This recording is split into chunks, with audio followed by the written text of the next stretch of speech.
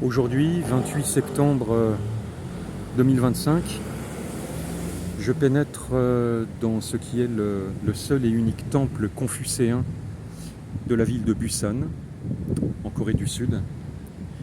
Un temple, ou plutôt une école, qui est située dans le quartier de Dongnae, au milieu de pas mal d'immeubles.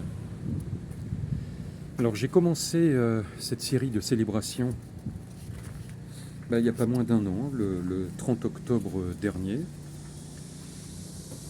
par une célébration confucéenne d'Ezra Pound,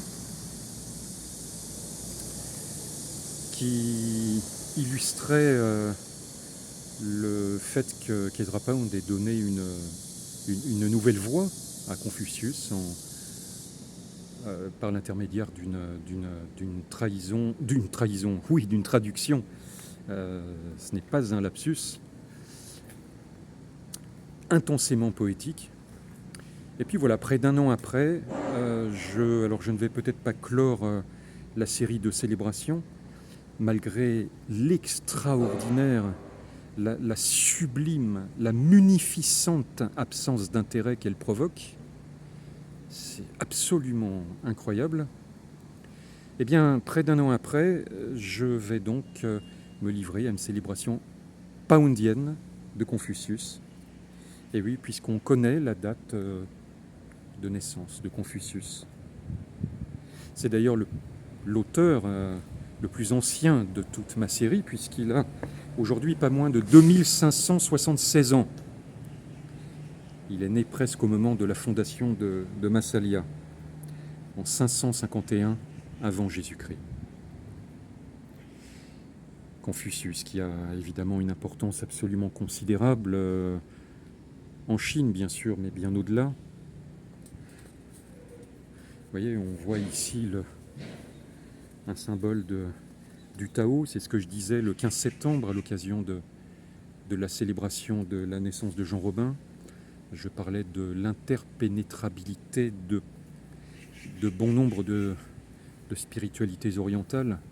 Bon, celle qui est constituée par la jonction entre le confucianisme et le taoïsme est bien connue, puisqu'elle peut être comparée, et Guénon a raison en cela, sur bien des points, au rapport entre exotérisme et ésotérisme. Le confucianisme étant essentiellement une métaphysique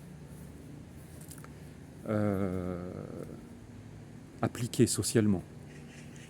Pas que cela, bien sûr, puisque Pound nous l'a montré, Confucius est un très grand poète. Alors je vais lire, comme le dit Jean-Paul Oxoméry, son traducteur, celui qui a traduit Pound en français. Voici 3 exemples d'extrême condensation poundienne qui montrent à quel point de douleur, de mélancolie et de sérénité mélangée pouvait se livrer Maître Confucius. Le rendez-vous manqué. Madame aux pensées d'azur, de grande et souple taille, je vous attends au coin, à l'angle des murailles. Aime et voit néant, vire de pied et me gratte le crâne. Madame aux mots de soie, en toute lumière, m'offrit ce pipeau aux rouges fleurs flambait moins que vos sortilèges. Dans l'hydromel, elle cueillit l'herbe mollie, et pure comme ruisselait son étalé. Pipeau, exercez à vanter votre beauté, mais plus que frêle que vous m'avez donné.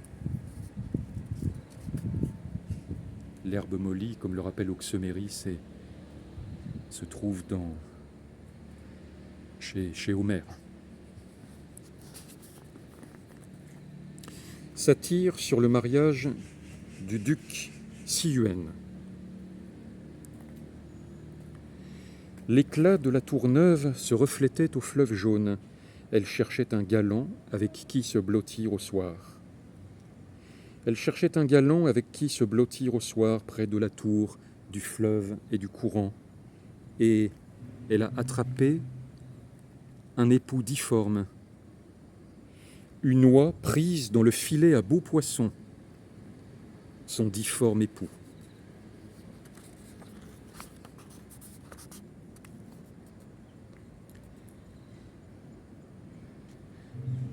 Troisième poème, mon préféré. Ça constitue une suite puisqu'on parle maintenant des fils de Siluenne. Rumeur sur la mort des fils de Siluenne. Une barque flotte sur l'ombre. 2 enfants étaient à bord. Il y a un nuage sur mes pensées et de nulles nouvelles.